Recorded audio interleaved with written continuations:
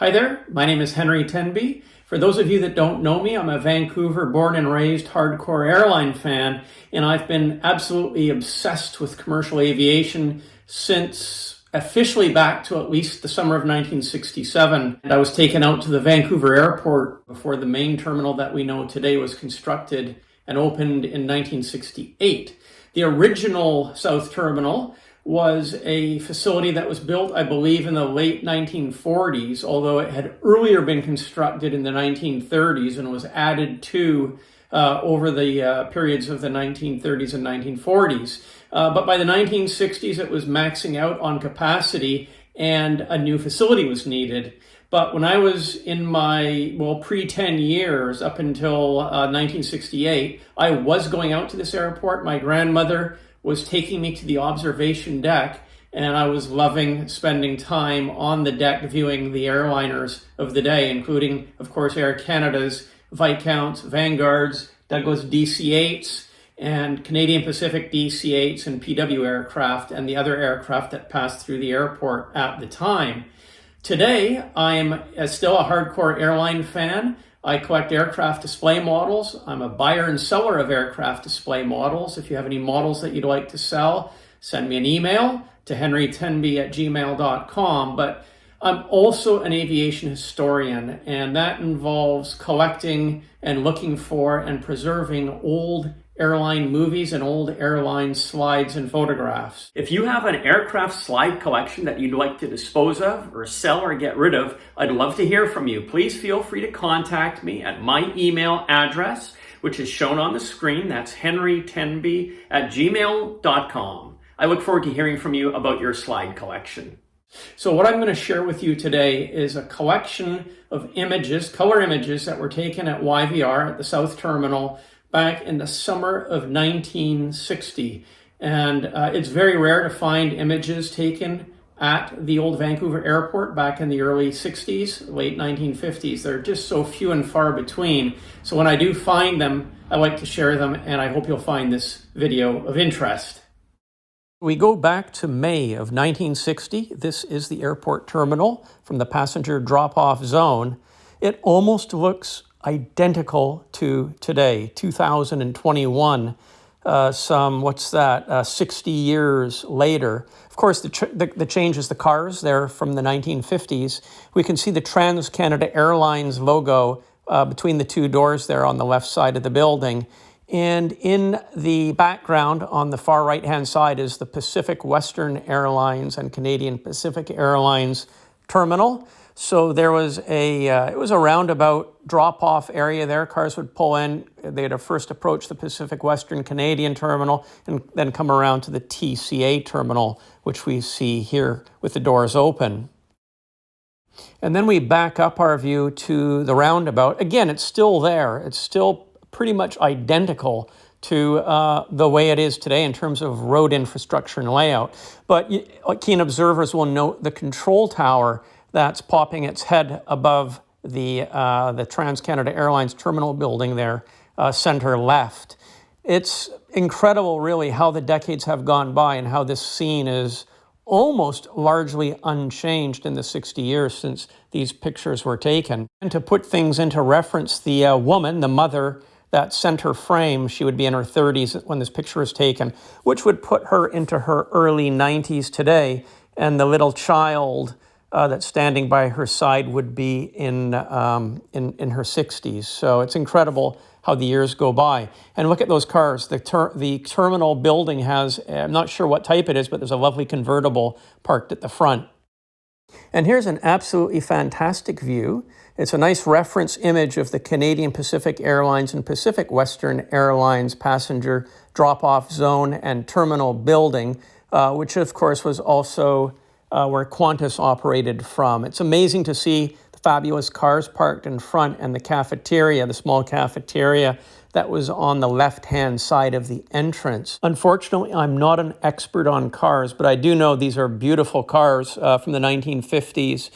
Don't know what the red one is. The taxis are blue, and they belong to one company that I guess had perhaps the license to operate from the passenger pickup zone in front of this terminal building back then. But it was a nice day back in May of 1960 when this image was taken. There's a woman waiting by herself just outside the front doors of the terminal building.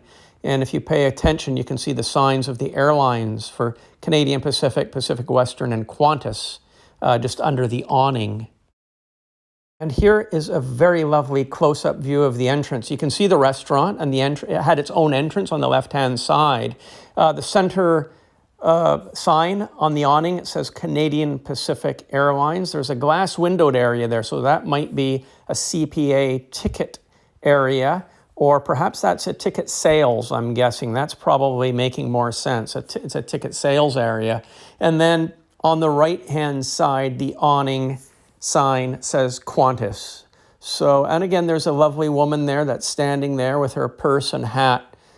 She's obviously the subject of the photo, but little did the photographer know that here she was capturing a magic moment to be preserved in history for us to appreciate more than half a century after the image was taken. I'm fascinated with those taxis in the blue color scheme. It actually says on the side of the car, Kerrisdale Taxi. Kerrisdale is basically, for those of you that are unaware, a fairly high-end upscale residential neighborhood in Vancouver that's only about 15 minutes from the airport in the city, and it parallels essentially the area along West 41st, east and west of the boulevard. So Kerrisdale was the local taxi company serving the airport at the time, and their cars looked absolutely fantastic, parked at the terminal building. I just love it. That red car with the fins looks absolutely fantastic. I'm sure many of you will know what it is and will be able to comment. I don't know if it's a Cadillac, perhaps it's a Ford Fairlane. I just don't know, but the fins are just terrific. The car looks absolutely immaculate. The white wall tires and all just add to the picture. And again, you can see the Qantas Airways on the right-hand side, the signage under the awning there. Looks great.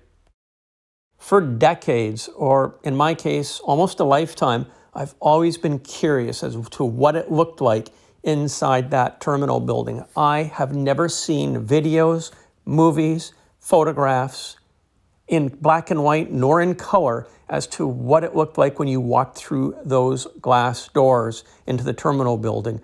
My God, it would be so amazing to see. I couldn't imagine.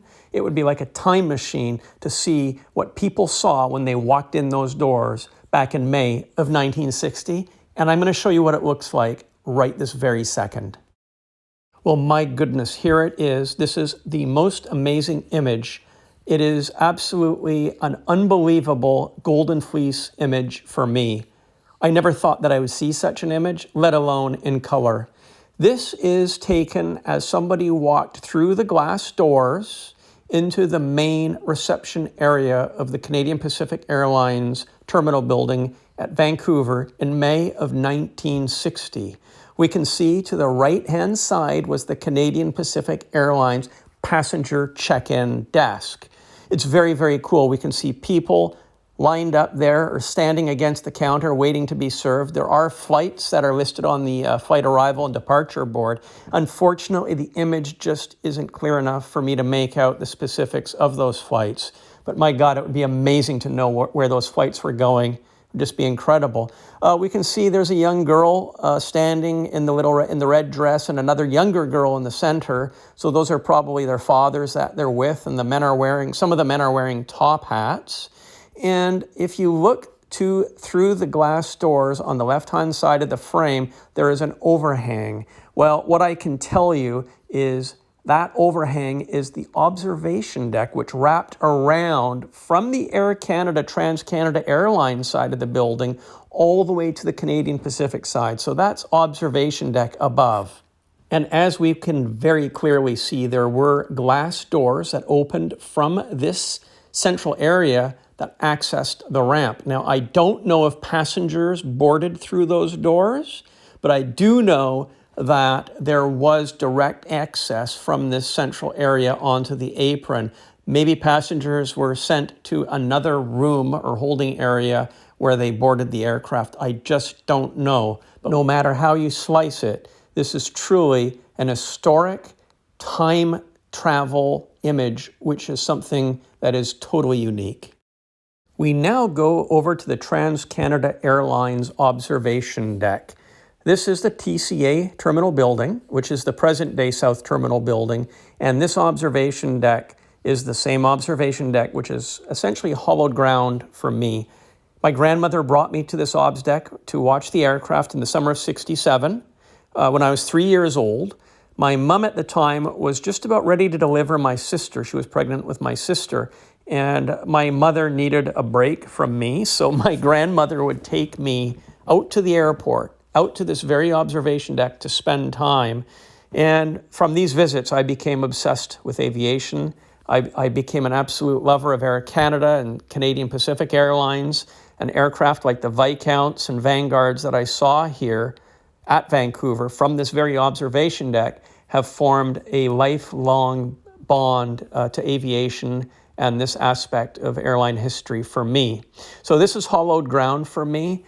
I have memories of being on this very observation deck. It formed the very foundation of my lifelong association and passion for aviation and airlines. If we look up, we can see the control tower in the upper center frame, and of course there is the sign, welcome, the famous sign, "Welcome to Vancouver," which was on the roof of the terminal building. So this is lovely to see in this beautiful color image from May of 1960. Here's another view. This is taken from the corner, the intersection from where the observation deck formed a right angle from the portion that ran along the face of the TCA terminal building to where it turned 90 degrees, and you could walk along east-west, essentially parallel to the face of the Canadian Pacific Western terminal building. So it was a massive observation deck, and as we can see here, it was loaded. People loved going to the obs deck, and look at all the people that were out there enjoying it. This is just a random day that somebody happened to take their camera out and take some nice color images to preserve for our enjoyment 60 years down the road. So it was a very popular thing back then for Vancouverites. And what I find absolutely fascinating is that this very spot today is where the YVR Airport Authority built an aircraft spotting facility, which is basically in the parking lot of the South Terminal, where you can spot airplanes from this exact location. It's absolutely fantastic, and I have to say kudos to YVR, and it's just such a great thing that we have this to enjoy views from the same location that they enjoyed views 60 years ago. And here we have a nice close-up view of the aircraft control tower. This is an amazing shot because you don't often see photos of YVR's control tower from before the main terminal of today. So this is unique to see this in color. It was a creation from, I guess, the post-war years, and it was typical of the day. And can you imagine the view that one would have from up there? Just for an aviation lover like myself, it would be absolutely pure nirvana up there. Well, speaking of nirvana, this is a Canadian Pacific Airlines Douglas DC-6B arriving at the YVR ramp back in May of 1960. It could be inbound from anywhere. It could be coming from points north, from the Yukon, could be coming from Hawaii, could be inbound from the Orient, from Tokyo, or from Asia. Perhaps it's coming from Amsterdam or Toronto. Hard to say, but it certainly was a typical scene of the day. Canadian Pacific's DC-6s were based here in Vancouver. So if you went out to the airport in May of 1960, you had a pretty good chance of seeing one of these aircraft performing for you. Not going to be any prizes for guessing who the air stairs belong to, as shown on the right-hand lower side of the frame. Yes, those air stairs are Canadian Pacific Airlines air stairs, and we can see that CPA has put a globe with their international destinations as radiating from Vancouver to points around the globe. That's very cool. That was standard. That was standard procedure for the day, to show a globe with a center point for the home base of the airline, and then all the destination reach outs from that point. So that's very cool to see. And it's apropos to point out the hangar facility on the right-hand side of the frame on the other side of the 0826 runway. That's the Canadian Forces, or RCAF at the time, hangar facility, and they had a search and rescue squadron based from that hangar facility, and of course itinerant Canadian Armed Forces and foreign military aircraft would stage through that facility on their visits to Vancouver through the 1960s.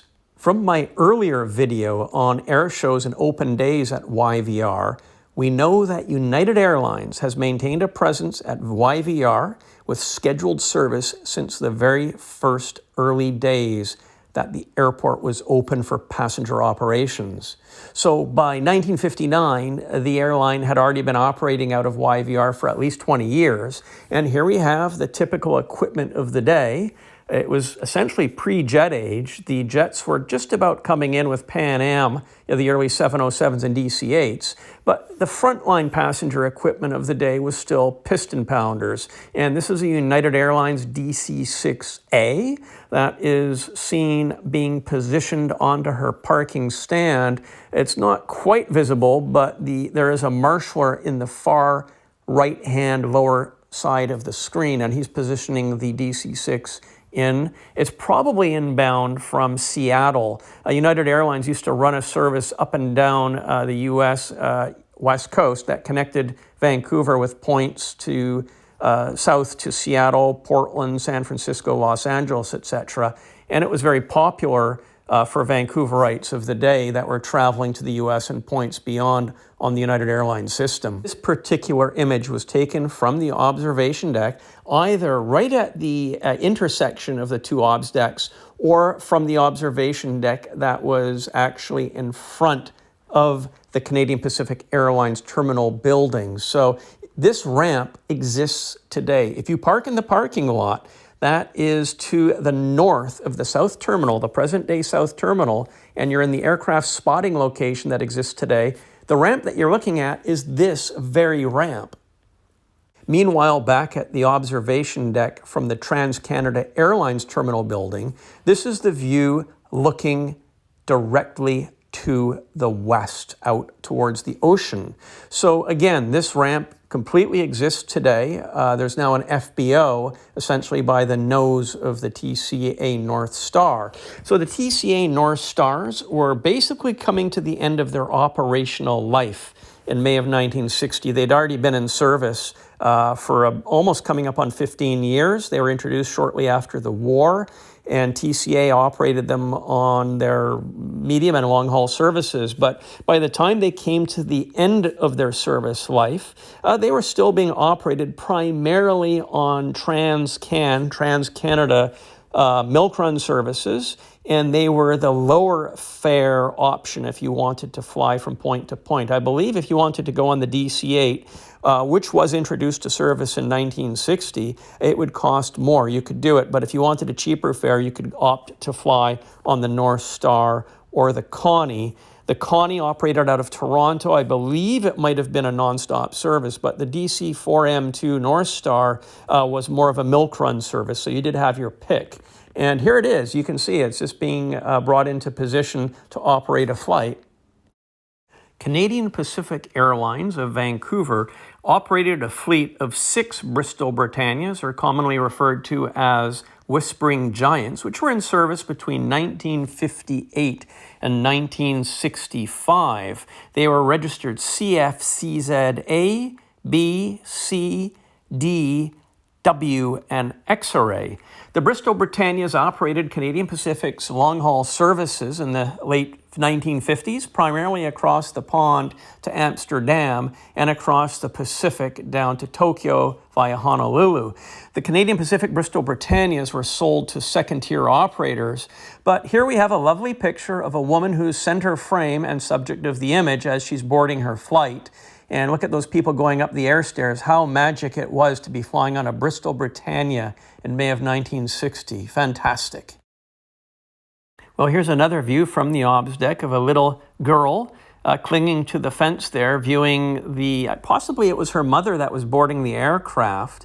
The aircraft in question, if you look carefully, is CFCZX, tail number 526.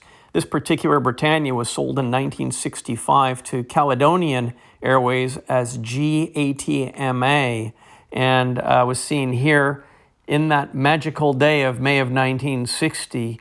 And wow, did it ever look incredible. And Vancouver Airport was looking so empty back then compared to today. Of course, they couldn't imagine how busy the airport would be with all the flights we have now from all the airlines in Asia and China and many airlines from Europe. It's just really incredible how the airport has evolved over the last 60 plus years. And this is an absolutely lovely photo. It's the exact same aircraft taxiing out for its flight. I mean, can you imagine the sound of those engines?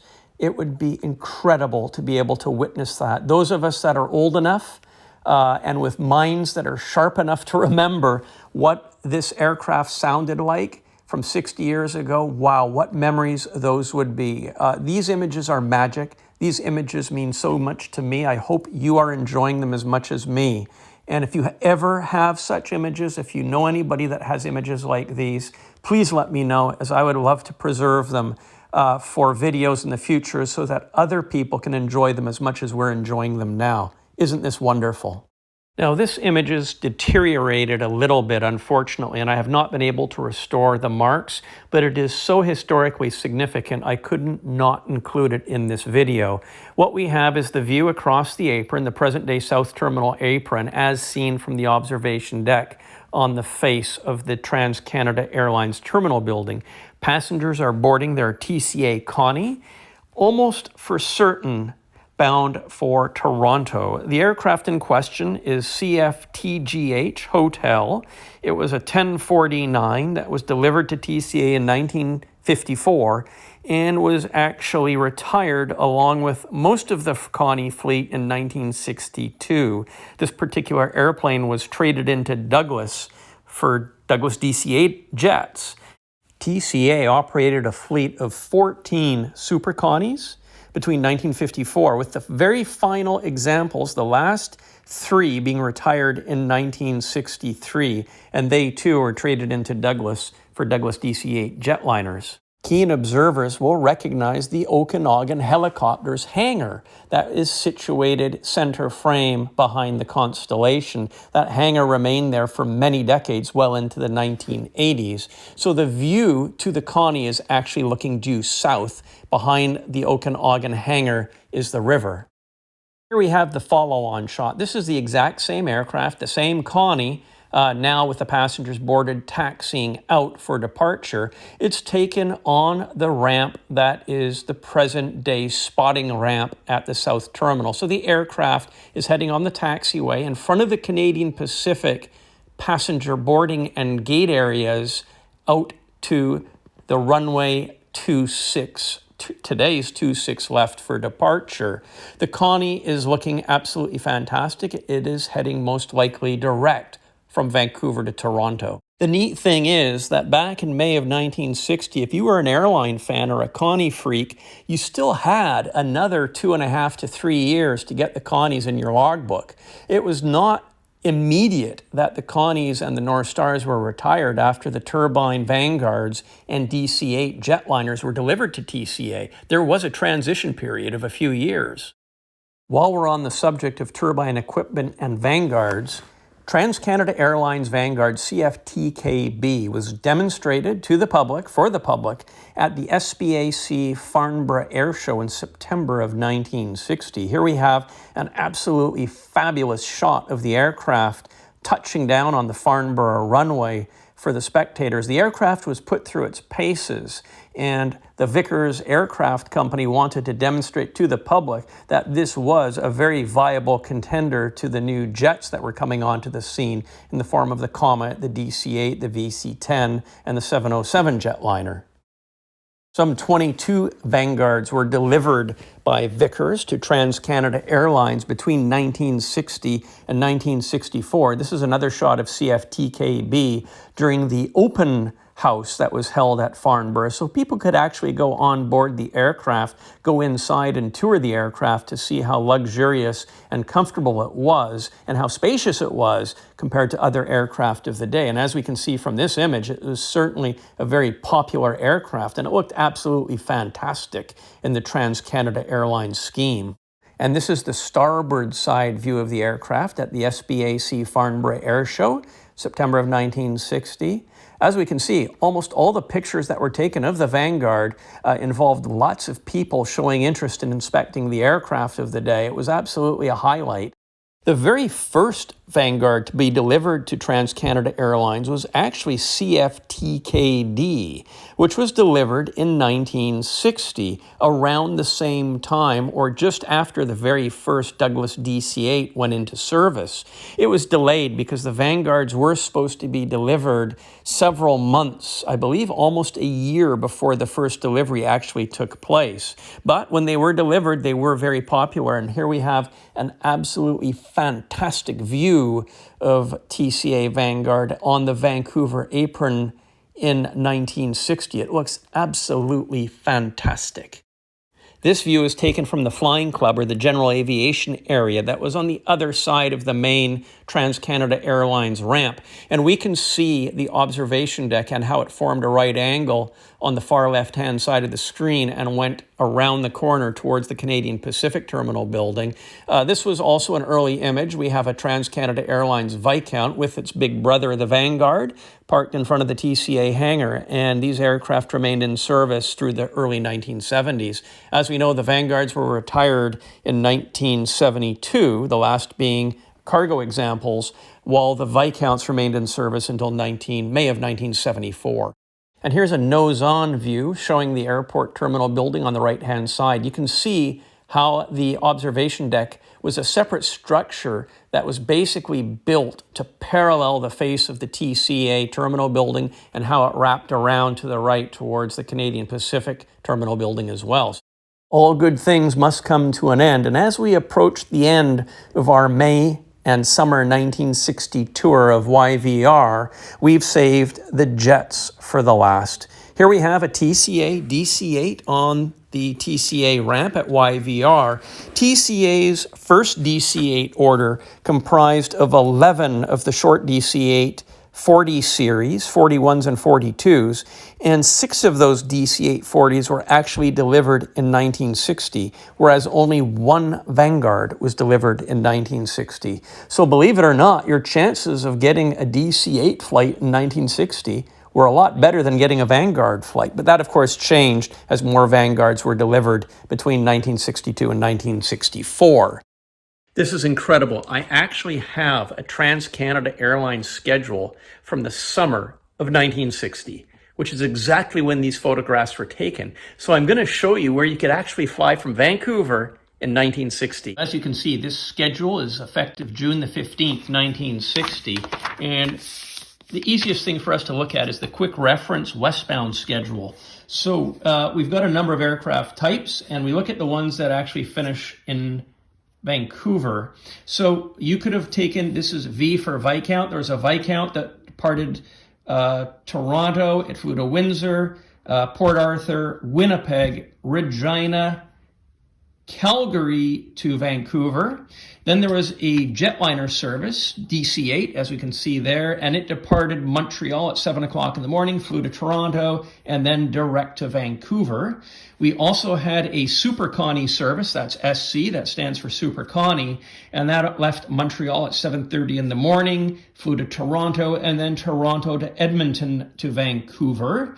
Then the next Vancouver service would be a Viscount, which departed Montreal at 9:25. It flew to Ottawa, flew to Windsor, and then did a bit of a milk run to Winnipeg, Regina, Saskatoon, Edmonton, arriving in Vancouver at 8:25 p.m. We also had a North Star service. So we saw the picture of that, the image of that. The North Star left Montreal at 9:50 in the morning, flew to Toronto, and then it came to Winnipeg, and then Winnipeg to Regina, Regina to Calgary, and then Calgary to Vancouver, arriving at 10:45 p.m. It was a nice long day in a North Star. Then we also have here another Super Connie service that departed departed Toronto at 3 o'clock. That arrived in Calgary at 6:45 local, and then arrived in Vancouver at 9:15. And then we also have another Super Connie that these are on different days of the week, but at least these are the available services on the Transcon side. It departed Montreal at 1:30, flew to Toronto, Toronto to Winnipeg, Winnipeg to Saskatoon, to Edmonton, arriving at Vancouver actually at 12:15. I'm guessing, yeah, that is, I believe, the next day. And then also at the very end here, we have another Super Connie and another North Star service as well. So the jetliner was actually pretty rare. As I said, we did have jets in service, but it was a turbine and piston service for most of the Transcon flights between Vancouver and points east. From Vancouver, you could fly to also Victoria and Seattle. These were all D3. That means DC3 services at the time. And there were several flights. It looks like there was, how many flights a day here? We had 745, 845. It depended on the day, actually. So it looks like there was about 2 or 3 flights a day in each direction between Vancouver, Seattle, and Victoria. We know that that was a common flight that you could take out of Vancouver at the time. And this page shows the airfares. They've got the first class airfares up front here and taking up most of the space, which is pretty standard. Even today, of course, business class fares are the prime yield routes of the airlines. So the discount fares are shown down here, which might be of more interest to us aviation fans. And if we look at Vancouver right here, we can see that from Vancouver, the one-way fares at the time to Calgary, $27, Edmonton, $32, Gander, $184, Goose Bay, $192, London, Ontario, and Montreal, $148, $123 to Ottawa. Regina was $49. St. John's, New Brunswick, $146. So you're looking at about $300 return for your furthest destination domestically within Canada. Stephenville, Newfoundland, look at that, $174 one way in 1960. But what a trip that would have been. You could go to Toronto, $110 each way, so that would be $220 return. Tampa, Florida, $148 one way from Vancouver. That's pretty cool. So we know with certainty when this photo was taken and where these passengers were arriving from in the summer of 1960. This was the arrival, the 10:15 arrival at YVR of the TCA DC-8 that had arrived that morning from Montreal via Toronto, and the passengers are deplaning from that very flight. As I just showed you in the schedule, that was the only DC-8 service operating into Vancouver in the summer of 1960. So how incredible is it that we've been able to identify the exact or the approximate time that these photos were taken? It would have been around 10:15 in the morning on any given day of the week in the summer of 1960. Just absolutely fantastic to put that together. So this DC-8 service, the daily service, was flight number 801 on the westbound service. It arrived at 10:15 in the morning. Its scheduled departure time from Vancouver was at 1:15 p.m. and it was outbound as flight 850, and it did roughly the same service outbound back to Montreal that afternoon. Summer of 1960 was undoubtedly the dawn of the jet age. United Airlines were also putting in their first appearances at YVR with jet equipment in the form of their then brand new Boeing 720s. This fabulous image was taken actually on the Canadian Pacific ramp. The aircraft is parked facing nose to the west, tail to the east. So this is probably passenger boarding and deplaning into the Canadian Pacific Airlines, Pacific Western Airlines terminal building. I'm not certain of that, but that's just my guess from the positioning of the aircraft on the apron. But how fabulous this image is to see the woman looking out at the aircraft and the aircraft sitting there baking and gloriously presenting itself in the sun in the summer of 1960.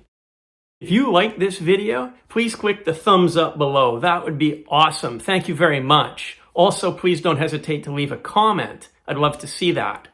I'd like to introduce myself. Hi there, my name is Henry Tenby. I am the creator of JetFlix TV, which is the new aviation superfan streaming service.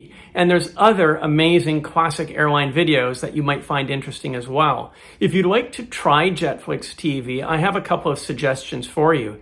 In the upper right-hand corner is a pop-out where you can click, where you can save money by subscribing for 6 months or 1 year. So it might be something you might like to check out. Thank you for watching this video. I hope you enjoyed it, and I look forward to seeing you on the next show.